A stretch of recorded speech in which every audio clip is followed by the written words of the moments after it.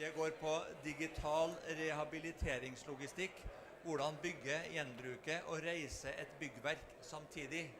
Nå er vi spent. Jeg er også veldig spent. Jeg har blitt bedt om å gjøre det i Petchekuche-style, og det skal jeg gjøre. For dere som ikke kjenner Petchekuche, det er 20 slides med 20 sekunder per slide. Ganske utfordrende. Trenger litt energi fra meg. Og derfor har jeg valgt å bruke det på mitt energispråk, og det er engelsk. Håper det er greit for dere. Da kjører vi på. Så, a colleague of mine at Catenda told me this fantastic story about a house that one of her relatives owns, which was moved 40 kilometers. And this was done about 120 years ago. Can you imagine that, like moving a whole house 40 kilometers 120 years ago with nothing really to help you apart from horses and boats and stuff? And when they took this house apart recently, they found markings on the wall to show like how to put the house together. Now, I reckon they did this with some of the goals that we're doing today, like without drawings and maybe even without paper. They did it back then just using their brains.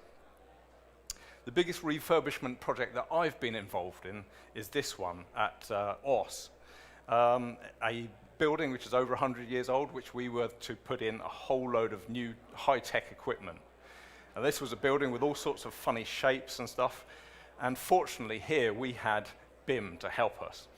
Otherwise it would have cost a whole lot more and taken a whole lot longer.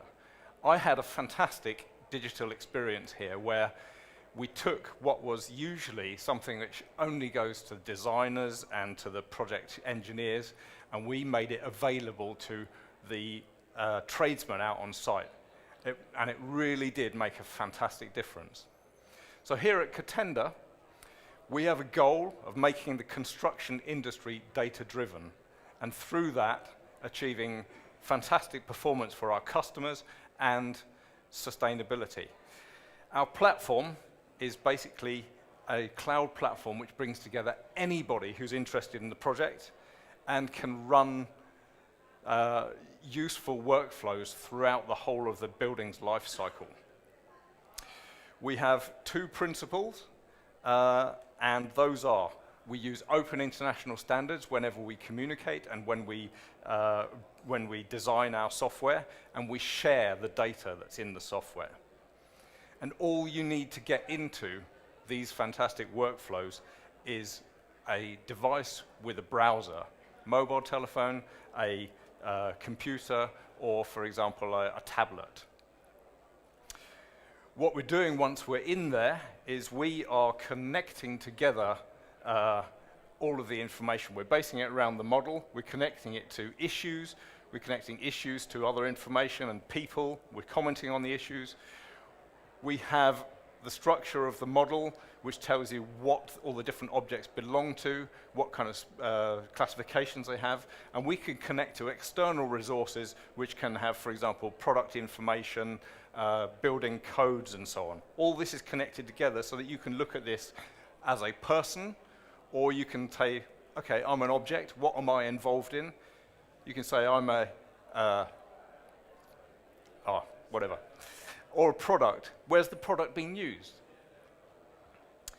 And one of the great things about our data is that this data is not ours, it's your data. Anytime you like, you can take that data out of there and you can export all of it.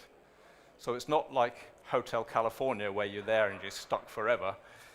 Your data comes out whenever time you want to. Of course, we want to keep it there because we reckon it's the best place to keep it.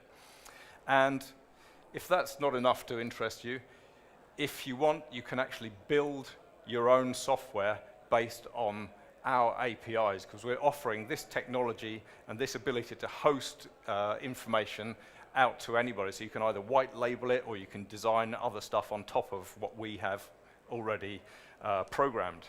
So here's a couple of examples. Piece of democratization of data. Sørum Kommune have made 3D models of what they are planning to build available for all of the citizens. And here's a deeper integration which then takes our technology and creates an estimating tool out of our technology, which is using our viewers to show what you're estimating. So what we now have is an ecosystem that is developing around BIMsync, where customers and partners are developing things like VR systems connected, cost and facility maintenance systems. We're connecting up to product data repositories and running analytics on this using our software.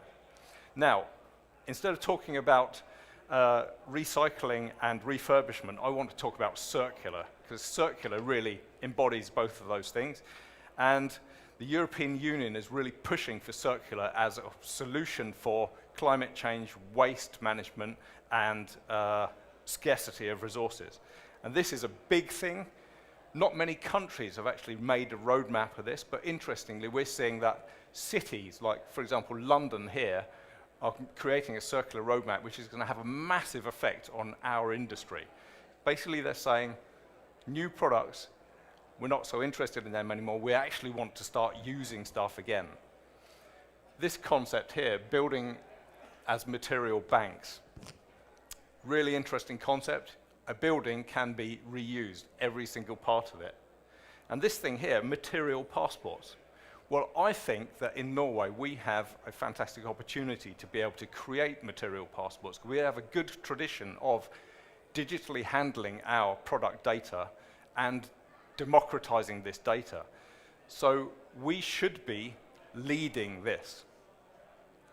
With the right cooperation in Norway, we could make this as something that we lead. Now, to finish off, I would like to invite you home to my very own building as a material bank. As we are speaking, there's some craftsmen who are just finishing off these windows in the roof of my house because I had to replace them. And naturally, I've got my building as a digital twin in BIMsync, and I've connected product data to that. So I wanted to show you this just to say that this isn't future, this is now. It's possible to do now, and we should be doing this, rather than waiting for the perfect solution to do that. So that was basically my 8 minutes, I think. Love to speak to you afterwards. We have a stand, and join us in this adventure to build better together. Thanks, Rupert. It was great. This was the first actually real Pecha Kucha. 20 slides, each 20 seconds makes 6 minutes and 40. So we have been working really hard on this. Yeah. That's the thing we want to do. Short presentations, the essence, and then